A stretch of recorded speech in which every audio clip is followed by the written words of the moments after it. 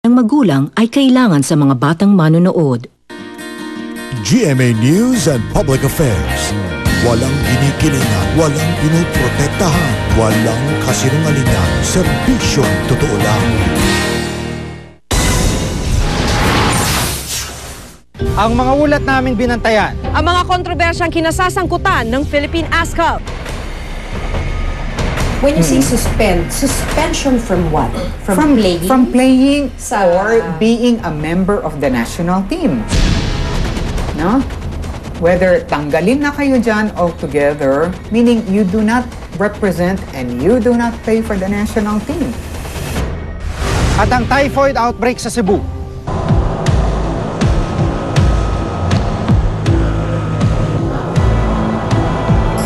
Awahin ng tulong. Patay naman. Dihan na sila matulong na patay na. Ito ang mas malawakang pagbabantay. Sa mga isyu ng pamahalaan at lipunan, Reporter's Notebook. Nakilala ang Philippine ASCALs dahil sa kanilang galing at pagiging national football team ng Pilipinas. Pero kasabay ng kanilang kasikatan, lumikha rin ng ingay ang ilang miyembro ng koponan dahil sa mga kontrobersyang kanilang kinasasangkutan. Ano ang katotohanan laban sa mga paratang?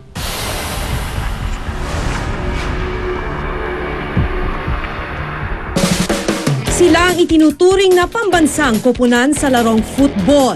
Bawat kanilang sipa dalay tagumpay para sa buong bansa.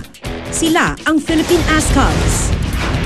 Mga bata of varying cultures, nagsama-sama, and then talagang to the best of their abilities, no? Inire-represent nila kung sino tayo bilang isang nation. In fact, naka-coin nga ako doon ng term na ang tinawag natin sa kanila is koponan ng bayan because they really put us together. Matapos nilang mailagay sa mapa ng mundo ang pangalan ng Pilipinas sa larong football, sumipa rin ang kasikatan ng bawat isa sa kanila.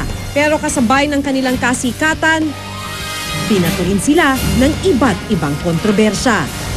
Hulyo ng nakarang taon nang pumutok ang issue tungkol sa di umano'y panghahalay ng ilang miyembro ng ASCALs sa freelance model na si Amanda Calling. Ayon kay Amanda, napilitan siyang magsalita tungkol sa insidente nang tanggalan umano siya ng trabaho sa malaking event ng isang magazine dahil umano sa pagkakasangkot niya sa kontrobersya.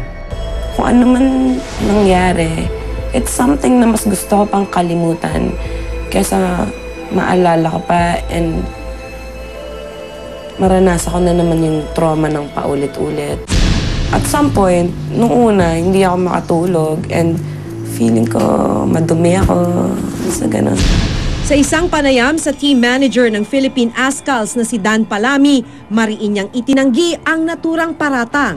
Talagang ibang-iba yung istorya. And in fact, I've also asked the side of the people sa bahay and iba-iba talagang istorya. That's why sabi ko nga, I cannot take action kung ang titingnan ko lang yung nasa internet. Hindi na rin nagsampa ng formal na kaso si Amanda. Pero kalilipas pa lang ng nasabing issue, isang bagong kontrobersya na naman ang kinasasangkutan ng pambansang koponan. Si Christy Ramos, Asian Football Confederation Match Commissioner, anak ni dating Pangulong Fidel Ramos at dating presidente ng Philippine Olympic Committee, nag-file ng isang formal na reklamo ng sexual harassment sa AFC Disciplinary Committee laban sa dalawang miyembro ng ASCALs, sina Angel Guirado at Lexton Moy. Nung ginagawa ko to, yung team check, di sa harap ako nakatingin, lumapit si Lexton Moy, no, sa tabi ko. Hindi pa naman siya dapat i-check, no, kasi hindi pa yung pangalan niya hindi pa doon sa listahan. Pag-check ko ng isang player, no, bigla na niya nalang sinabi sa tabi ko, quote unquote, must be a B cup. Okay, in a loud voice, malakas na boses kasi nagtawanan yung players pagkatapos noon eh. Nung time ni Ginoong Angel Guirado, eh medyo matangkad yung player, no. Ay ako naman, pag mag-check ako ng ID, ang tingin ko pababa, no? Tapos titignan ko yung mukha ng player. So, ang line of vision ko medyo nasa baba. Napansin ko nga na naka-underwear lang siya, no? Naka-briefs lang.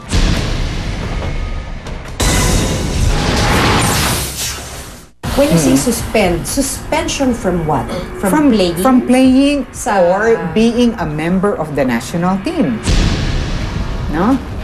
Whether tanggalin na kayo dyan altogether, meaning you do not represent and you do not play for the national team.